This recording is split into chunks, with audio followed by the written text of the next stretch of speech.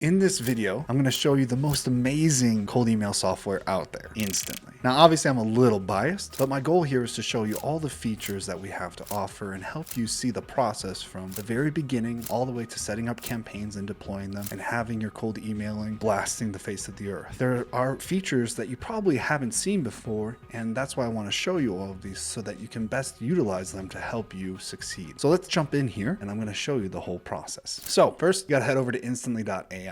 And you got to sign up. You can hit get started and type in your information. The first thing you're going to want to do is you're going to want to add your emails to this account. This is very simple. If you're using single accounts and you want to do it one by one, all you have to do is select your Gmail account or your Microsoft account, and we walk you through every single thing you need to. And there's options to show you tutorials on how to set up everything from the IMAP and the POP and forwarding, all of that. If you are someone who wants to use multiple accounts, let's say you want 20, 30, 40, 50, 1,000. Come over here to the IMAP and SMTP and click on bulk import from CSV. This is really great because if you have 100 accounts, it can take forever to do one by one uploading the accounts and getting them synced. So you click on CSV file, and down at the bottom, there's a second tab that says sample sheet. You can download this or make a copy. In here, you just put in your email accounts. Once you have this filled out with, let's say 100 accounts, you can upload it and you instantly have 20, 30, 50 accounts. With other tools I've used in the past, it was a huge headache for me. So as you can see here, I've got multiple accounts already signed up. And when we're in here, you're going to want to set up your accounts so that they're formatted and ready to get going. Now, what's really cool here, you can come in here and individually enable or alter the settings. I have my signature. I've set up my daily campaign limits, how much time I want in between. You can do custom tracking domains that'll help you set that up and check it. You have warm-up filter tags. Here you can also choose to increase the warm-up limits. We don't recommend disabling the slow warm-up. Now there's also advanced settings, and this is where some of the stuff gets really interesting. You can have the warm-up happening only on weekdays. You can do read emulation. All you have to do is hit enable. The read emulation, what it does is it scrolls through the emails to make it look like it's human. The whole goal here is to make it so that your accounts look as human as possible so they don't get blacklisted, so that they get into people's inboxes. You can control all the open rates, spam protection. There's so many options here for you. But this is where it gets really cool. Say you upload 100 accounts. You just click this box at the top, come down to select all. So I have 20 accounts. If you come over here to the bulk edit settings, I can come in here and set up every single aspect that I want for all of my accounts at one time. And so I type in the name, the signature, all that same information, but it updates it in all of the accounts. You can also filter through. So say you have 1,000 accounts that you're monitoring. Maybe you're an agency and you're doing stuff for multiple people. You can see what accounts are having issues. Right now, all of my accounts are warm up and they're active, right? They're all good. But let's say you want to just check in and see if anything is having any issues. You can filter by has errors, or you can check out if all the custom tracking domains are not working. This account right here doesn't have a custom tracking domain. So that tells me that I need to go in and alter that. These are ways that you can monitor on a large scale, very simply, all of your accounts to make sure the health of them is going well. If something's not working, maybe it's having errors, you can pause having that account in other campaigns so that you have time to fix it, get it going, and you're not having those issues. You can also test your domain setup. So I have all of my MX, SPF, and DKIM, DMARC all set up. This lets you know if it's working or not. If it's not working, we have a guide laid out for you. So in here, we lay out everything you need to do and how you need to do it. Now you got your accounts plugged in, and if you don't already have a database of contacts that you're going to be reaching out to, we offer a lead finder. Now, in this example, we're going to look for CEOs within the United States, and let's do software. There's a lot of other filtering options. Let's say the employees are 25 to 100. I personally go off of employee size when I'm building my campaigns. I know some people use revenue. I don't find revenue to be as strong of a data metric in databases. We can also enter in keywords. You also have the lookalike domain. Let's say you're targeting a roofing industry. You can take a roofer's website, plug it in here, and it'll show you. Job listing, you got technologies. Let's say you want to target someone who's using Salesforce. We have 10 people that we know are using Salesforce SPF, are in the software industry and CRM, and also CEOs. Now, this is a new function or new feature that we offer. This is relevant news that's recent that you can find on these potential contacts. Now, there's a lot of these, and what you can use this for is you can take the news, use ChatGPT's API, and create a unique message based off of that news on a large scale. Let's do received funding, for example. Maybe you're targeting startups that have just received funding and you want to offer them new features because you know they have a budget. So you come over here and you can see that that in this news column, they raised $16.7 million. So you can take that information and have ChatGPT create a message like, hey, saw you just raised this amount of money. Was wondering if you're looking for SEO services to grow. You can also filter by funding type, the departments you're targeting. Maybe you only want C-suite or director level. You can also go for people's names and company name. These are all a great way to find a bunch of people. Now, if you want to use this data, you can easily come over here after you've selected all the contacts and add them to the campaign that you're building. Also, you can download this into a CSV file. Maybe you want to take it to another platform, add more data based off of what you already got, and then bring it back. And you can add them to a list. Let's do CEOs of software. If you're creating a new list, you just got to hit create list. Now they're added. Another aspect of this is you can enrich data. I'm just going to create a fictitious name and I'm going to upload a CSV file. These are CEOs of construction companies. You can come in here and ask it to enrich the data that you have. So maybe you already have databases sitting around and you want more information. You can bring it in and we'll enrich it. We'll verify the addresses and give you more information. Once you've enriched data that you already have, you can also add it to a campaign or re-download it, do as you see fit. So you've got the email set up. You've got a database of people you want to reach out to. The next step is to set up a campaign. Now, how you set up a campaign is on the left-hand side. You click on the campaigns button and you click add new. We're going to do CEO test. Now, if you don't use the lead finder within our platform, you can upload a CSV by hitting add leads. You can enter emails manually. You can use a Google Sheets. So we'll use the CSV as an example, the same one that we just enriched, just as an example. You can see here that there are options to import or not import the information that you want uploaded. So in this situation, I actually want to bring their actual location in because I'm going to use it as part of the email, for example. So I'm going to say this is a custom variable. You can also bring in the employees if you want. You just have to look through when you're uploading and make sure all the data points from the CSV file that you want uploaded are going to be uploaded. Once you've done that, scroll all the way to the bottom. Once again, if you want to have your leads verified and enriched, you just got to click this box if you're getting this information from somewhere else. Once you've done that, you just click upload all. Now we get to create our campaign. The first thing I want you to do is write your subject line. This is probably one of the most famous ones. Quick question. You can come down here. If you're not much of a copywriter and you're just starting off, we have templates for you to check out. At the bottom here of the box, you just click on templates and we have a ton of different options for you. Let's look into content marketing agencies. Even though I know the contacts I uploaded are from construction companies, you can see here we've already formulated custom messaging that you can use for your benefit. So let's do getting clients for content marketing agency. All you have to do once you've selected a template is to click use template. As you can see, the message is already in here. Something I highly suggest you do as well is after you've chosen a template, hopefully when you set up your email accounts, you also added your signature. And what you can do is you can insert your custom signature per account into here. All you have to do is hit variables and then click on signature. If you want to see what hypothetically this email will look like when someone receives it, in the top right hand side, you can see the preview button. All you have to do is click that and you can see here what it'll look like. And you can see that it's put in this hypothetical person's name a couple times here. You can also check your deliverability scores. We'll click that button real quick in the preview window and it says we're getting 100 out of 100. If you don't get 100 out of 100, it will tell you what's going on and give you feedback so you can make adjustments as need be. If you want to send a test email to see if it goes through, you can do that as well. All you have to do is click send and it will come to your host email address. So I came over to my inbox to check this test email out and here it is. We can see what it looks like on the receiving end. I would suggest you create a few variables within your campaign. Let's just choose another template here real quick. You have, let's say 3 to 5 different variables. And what that means is in the first email, when it's choosing to send an email out from Instantly, what it's doing is it's selecting between these first 3 ones and it will track the metrics of which emails are opened the most, responded to the most. And this is a way for you to A/B test what's working the best for the market that you're targeting. Another thing you can do to make your emails even more unique and try a lot of variations is using spin tags. You can go over to ChatGPT and use spin tags on the text and it will create a lot of variables for you. A benefit of this is that when you're sending out thousands of emails a day, if there are multiple variants within your campaign and you're using ChatGPT to create spin tags within those variants, each email will look pretty much unique. And so then you won't have issues with blacklists or going into the bounce folder. That's why it's important to add multiple variants. You want to look like you're sending unique emails to each person you're sending. If you want to add another email in the sequence, you can choose here how many days later you want to send it. Let's say 2 days later, you're going to send them another email. If you want it to be a reply campaign, you just got to leave this subject line empty and it will reply to the previous email sent. If you want it to be a new email, you type in a new subject line here. We'll make it a new email just for fun. And I'm going to select another template. An important part here, under variables, everything that you upload as data points in your CSV or that transfers over from the lead finding tool, you can use as a custom variable within the email. This is really helpful because if you want to hyper personalize what you're sending out, the more custom variables you can insert into that personalized messaging, the better. It makes them feel like you really know who they are. We're going to pause for a second on the campaign, and under leads, I want to show you the API function of ChatGPT. At the top here, right next to add leads, there's a little brain button, and it's for AI prompts. What you're going to do is you're going to click on here, and there are a ton of prompts that the community has put together, and you can choose whichever one you want. All we have to do is select the data point of the website for the prospect. We can create the name that we want for the column that it's going to go into, or you can just leave it be. And all you have to do is click generate for all leads. Okay, so as you can see, it's already populated just for this guy, a general unique opening sentence. So we can go back to the sequence and we can add in a variable. If you scroll to the bottom, a general unique opening sentence. What this will do, you're going to have to be creative in your copy, but you can make it so that it's populating this general unique opening sentence for every single person. It creates something unique for the data points that the AI has based off of their website. Now, there's a lot of different ways you can spin this. People are very creative and it really helps the response rate. So if you're getting a little more advanced, I really encourage you to plug that in. We should also show that you're going to need an OpenAI API key. All you have to do is sign up with OpenAI, get their API key and plug it in right here, and you're good to go. You can also create your own prompts very easily and intuitively within this process. You can choose the level of GPT you want to use and type in here whatever you want. Tell a joke about the industry, and then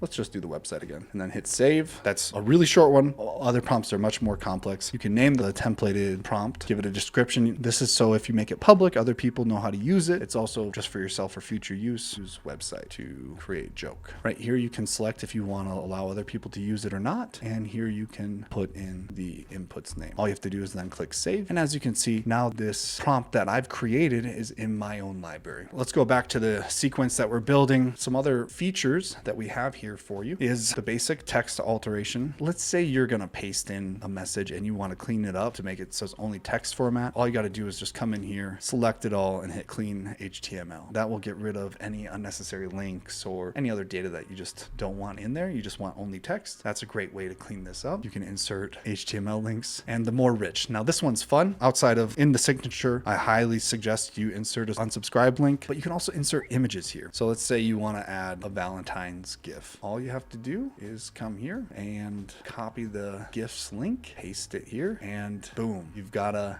GIF in your email, and it can be pretty funny. Now, I wouldn't suggest doing this in your first email because it might increase your chances of going into the spam folder, but it's definitely a feature. You can insert images and GIFs super simple. Another thing we also offer is emojis or emoticons. There's lots of those. Also, if you want to see the code, I don't know a lot of people who are in that depth of level, but it's there if you want to do that. The next step after you've created your campaign is to schedule it. Now you can create a new schedule very simply. Let's do CEO test again. I'm going to choose from 8 a.m. to 3:30 p.m. Eastern's fine. And I'm going to make sure the emails are only sending Monday through Friday. Some people do on the weekends. I personally don't, but maybe you're targeting people who work on the weekends and that's appropriate. You can then save the schedule and this campaign will be now following this schedule. The next step after that is to come over to options. You need to select all of the email accounts that you've warmed up and are in the system. You need to select the ones that you want for this campaign. Now, the more that you have, the higher volume you can send. But let's just say we were going to do 5 of these emails. This is a specific campaign, blah, blah, blah. These settings are extremely helpful. If someone auto replies, like they're out of office, this option allows it so that if the auto reply doesn't continue, if you want to open the tracking, some people like that, some people don't. You can disable that. You can also do link tracking and deliverability optimization. This is why you don't want a GIF or an image on the first email, but this is also very helpful. Since I have 5 accounts, let's say I want to do like 25 emails a day for each of them. I'm going to put in here 125 emails for the daily limit. And then down here under the advanced advanced options, you can control the sending pattern. Maybe you want to add random 5 minutes here or there. Maybe you want the max amount of new leads per day. That's the new people you're contacting, not just how many emails you're sending. Maybe you only want it to be 50 a day. So it'll slowly scale. You're going to have to adjust this to how you like. Prioritizing new leads. What this means is it's a 10 email sequence and you're doing 150 emails a day, but 50 new leads a day. It will prioritize the new leads over sending the reply emails. Let's say you want to send 50 new leads the first email, but you actually have 50 reply emails backed up and it's clogging up the amount you have. We will prioritize the new leads over the reply sequence. You can also make it so that when you have all those variants in the sequence, you can have it prioritize what's working. You know, on stage 2, the third variant is getting a lot of responses. It will focus on and auto-optimize that. You can provide matching. Now, this is if you're using Outlook and Gmail, you're trying to match. So if someone has a Gmail account, you're sending from a Gmail account to them. Some people have all providers within their email accounts. So stop campaign for company on a reply. What that means is, say you're reaching out to 20 people within one organization and one person responds, then it stops the outreach to everyone else within that same organization. You can insert an unsubscribe link in the header. You can also allow risky emails. This is obviously up to you. Also, if you have a CRM, like for example, let's say you're using Pipedrive and you want to do a smart BCC, you can add that right here as well. Once you've chosen all the settings you want, you have the schedule, you have the campaign and the leads, all you have to do is hit launch and then hit publish and then it will go live. So now you can see I've created a full campaign from scratch and we can then see how it performs. I wanted to show you some metrics of what it could look like for a campaign that's performing. And if you're an agency and you have multiple organizations you're working with, this is a great option because up in the settings here, you can select different organizations that you're running. Over here, I'm going to show you the metrics of a campaign. When you're looking at the analytics of a campaign, you can choose what timeline you're looking at. This is the last 7 days. You can see a 17% reply rate. That's amazing. For this campaign, I didn't have the open rate being tracked, so that's why we don't have those metrics. But here you can see very easily, just hover your mouse over it and it will show you everything that's going on. And you can see quickly the open rates, reply rates, all of that. Now, if you can come down just for this one, this was a 2-email or a 2-step campaign. And you can see on this campaign, which stage replied more. So on the first email, first step, we only got an 8% response rate. And on the second one, we got a 10%. So this is just great feedback and a great way to look at how things are going. Now, also under the leads, after the campaign, you can see people are out of office, they're not interested. It's all shown in the database too. So you could download this or reuse this. You could target people who are out of office a month later. That's up to you. I'm going to go back to my organization where we're just walking through everything. And here is the next thing. Inbox management is such a headache if you have hundreds of accounts running. Instantly has a Unibox, which is a great function because right here I can monitor all of my accounts and what's going on. I can easily see if people are interested, if they're not interested. It's all right here for me. The others to the right of primary, that's just for other emails that are coming into the accounts that are synced up but aren't connected with any campaigns. You can check that out. So this is all my things that weren't delivered or my test emails that I sent. On the left-hand side, you can also choose to filter the Unibox per the campaigns that you've created. Let's say you have 10 campaigns going and you only want to see the responses from one, you can filter it this way. You can also click on all inboxes and you can select which email you want to see from. So I can see all the responses to this specific email. And lastly, you can filter by unread only or scheduled emails or remind only. These are all great ways to filter through and manage your inbox in one location. All that being said, you can come over here to the right of the inbox button. There's a CRM, and in here it will manage all of your hot leads who are interested. Let's go back over to that other organization just to give you an example. So you can see here that it's instantly populated people who've responded positively into the interested column, meetings booked, and you can easily just click and grab and move people to whatever stage you want them to be in if it's not accurate in the moment. You can also search by day, and there are other ways to sort through. There's lots of options here for you to manage all of your leads. Now, once you've checked all that out under your accounts, you can see right here that they have a health score. You want this to be on the higher end, and this little green emblem will show you that if it's healthy or not. Make sure that your accounts are doing good on the scoring metric. I would try to keep it above 85. Try to keep things around there, and if they get lower, just pause them. Don't have them running any campaigns and let them just run on the warm-up cycle. Under lead management, you can also do the AI prompts. This is a great way for you to manage your lists. You can also also look at the leads in the campaigns. So once again, if you have 15, 20, 30, 40, 50 campaigns going, you can check this all out. And once again, you can filter people. For example, right here, you can see this email is risky. That means Instantly is not going to send them an email because we don't want it to bounce. These other ones are verified. Another thing, when you're setting up your account, you're going to come up here to the right-hand side, click on your name or organization and go to settings. Now under settings, you can see everything about your account, how many contacts you've used. An uploaded contact, that's referring to the contacts within the campaigns that are on your account. So if you have 10 campaigns with 1,000 people, contacts or leads within each campaign, this number would be 10,000. Depending on your subscription, you can only have a certain amount on the platform. If you want to bring on more and you've already filled up, you'll have to delete older campaigns to open up more space. You can increase your plan very easily and it will tell you what it's going to cost. You can sign up for the growth plan or the light speed. Under account, basic information, the name on it, the email, and your password. You can add other people to your organization. You can name your organization as well, and you can easily invite other people. So say you're running an agency and you want people to help you write campaigns, you can easily add them. No problem here. You can create lead labels. So let's do roofing